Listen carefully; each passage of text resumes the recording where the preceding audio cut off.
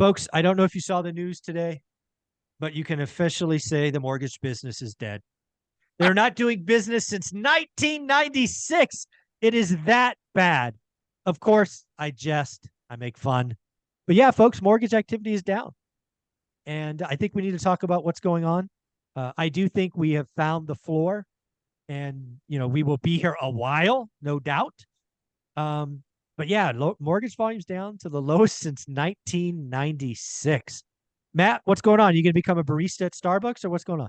You know what? I'm going to hold on, even though, like we talked about in a past episode, right? Like the number of loan originators will be down by the end of the year, more than 50% from 2021, which for loan originators doing it at a high level, it's great, right? There's just, it's a good thing. There's the fringe, the part-time, the can't hack it for whatever reason, maybe shouldn't have been there in the first place. Those guys will be gone. But for consumers, when you hear things, lowest mortgage application since 1996. I'll read off week over week purchases. That's actually the one that's up 1%. 1%. I saw that this morning. Yeah, 1%. Year on year purchases down 27%. And that's saying a lot, that purchase applications are down 27% from last year, which wasn't great. Yeah, no, last September was horrible. That was part of the market locked up.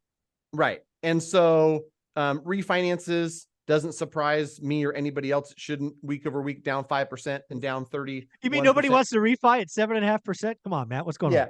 Well, but a couple things to think about. One, last September, it was funny. I was looking back at this specific date last year.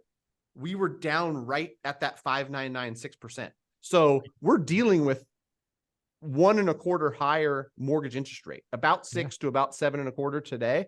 And so of course, mortgage demand is down, because you and I know, like, you can be a simple guy like me. It's not complicated. Rates up, demand down. Like I understand that pretty well. You got that one? Right. But what people should be excited about is that this should scream opportunity. When there's less people in the market buying and you're an active either investor or you're buying your owner occupied, you all of a sudden have a little bit more leverage. And I see it every day. A little bit, a lot. Yeah. A lot bit. Yeah. And you know what's crazy, Mike? I think this was on our Monday Hub call where I talked about it. It's surprising me that it's already trickled down to the entry level, because something listed for $479. I think to myself, man, you can't get a lot for under $500 in Sacramento. This one's still going to have multiple offers. And then we get it into contract for $455. That to me is exciting for a home buyer. So demand down. Yes. Mortgage applications down. Yes. Opportunity for somebody who wants to invest or needs to buy because they're relocating, great. Because another thing I heard this morning that I thought was pretty funny is, you can't refinance your rent, but you definitely, if you go out there and find a great deal in Q4 and you're like, man, 7.25% is tough. Like, didn't really want to get myself into a $3,200 a month mortgage. Well, good news. Like, it's not going to go up to $4,000 like your rent could. Best case scenario for you, you're refinancing into a 5.75 18 months from now. If that doesn't happen, which I won't guarantee it, you're at $3,200. But your rent goes from $3,000 to $3,200 to $3,400 to $3,550, and over time goes to $4,000. No landlord goes, hey, do you want to refinance your rent? I'm a little bit too heavy on cash flow. Let's go the other way. Let's go down to $3,600. Not going to happen very often. So I'm just excited for the buyers. And it's funny too, because there's one perspective. Things are down, less action is happening. Then you've got United Wholesale Mortgage, which is only one company. Granted, they're the largest wholesale lender in the country.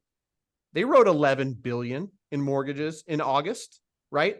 They helped almost 30,000 people. And I think 30,000 was total, but 90% purchase. So close to 30,000 purchase a home in August of 2023. So people that say like the market just stopped, nobody's doing anything. There's tens of thousands of people doing something. And the cool part is that for me, I would rather operate, and most of the clients I talk to would rather operate in an environment where they've got leverage. That is the freaking point. And again, the beauty of my channel is we have receipts. Last year, I remember the day I got irritated with the Yahoo Finance article talking about 87% of folks thinking it was a bad time. I called my shot like Babe Ruth. I'm like, I'm just pissed. I'm going to buy something out of the MLS and make a gob of money. Not only did I buy one, we bought two. Folks, you have been begging for a slow market. Write disrespectful offers. Get seller credits. Make sure your offer is written and structured in a way that is best for you. Here's a hint. Sometimes it's not the lowest price. Sometimes it's closing cost credits. Sometimes it's a rate buy down. You have to work with a professional that's going to run multiple scenarios for you. And again, I am on record as saying that Q4 of 2023 will be like Q4 of 2022. If you do the work, if you write disrespectful offers, if you follow up, you will get a deal.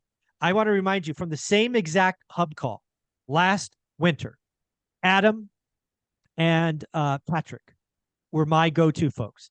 Adam and Patrick wrote or made offers on over 100 properties in about a 45 or 50-day period. Followed up, follow through. We end up getting two that we make almost 100 grand on when you add it all up, about 90 grand. It takes work, folks. There's no easy button. I don't have the magic pill to get you a deal on your first offer. Write disrespectful offers. If they tell you no, follow up in a week. Patrick and Adam said that the deal we got on Michigan, it took 3 follow-ups, and the one on I forget the other one with the street name, but it was even longer. It took more like 7 or 8 follow-ups. Folks, slower markets, motivated sellers are easier to find.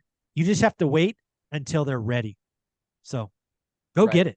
Yeah. And I think that, for buyers, go to greatmortgagebroker.com, connect with a team, know that you're pre-approved, know that you're ready, then talk to us about structure and say, you know what? Yes. If I can buy something for less than 500 and I can get 12,000 in credit, here's how I'm going to structure the mortgage. I'm going to put 10% down. I'm going to do 2-1 buy down, and then go out, offer what makes sense to you. If they say no, say, okay, that was what made sense to me. If it's not for you, fine.